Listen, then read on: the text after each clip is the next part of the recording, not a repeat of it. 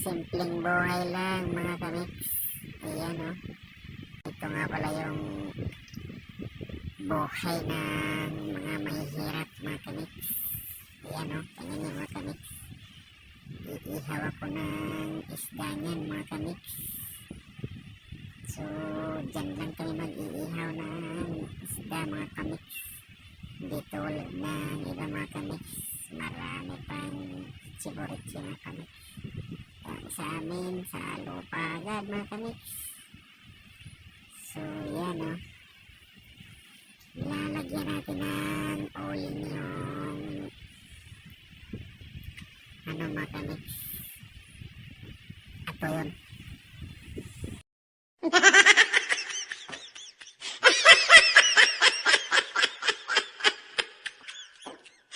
Tawa-tawa lang tayo dito mga kamiks. Apoy pala yan mga kamiks. Pinapatong ko yung uling para madali lang siyang magbaga mga kamiks. O ayan o. Bumaga na mga kamiks. So gagawin natin yan. Kakalat na natin mga kamiks para uminit yung bakal natin na pagpapatungan ng isda. Ayan o.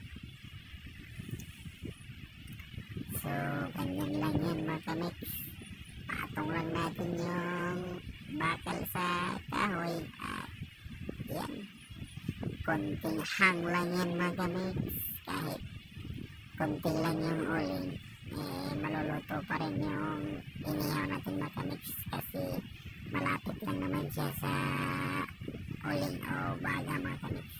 Di tulad nung malayo sa bagat mga kamiks kasi matagal maluto yun.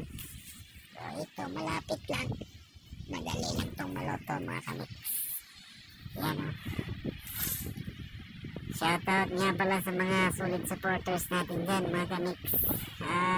Comment lang kayo at hayaan nyo sa susunod na video natin shoutout natin kayo. Comment lang mga kamiks sino yung magpapa-shoutout at matik yan. Nga pala mga kamiks, maraming salamat sa suportang binigay nyo mga kamiks. Saka may 3.6 na tayong followers ngayon mga kamiks. Maraming salamat sa inyong lahat. Dahil sa inyo yan mga kamiks, umabot tayo sa ganitong karaming followers mga kamiks. So, maraming salamat sa palaging suporta mga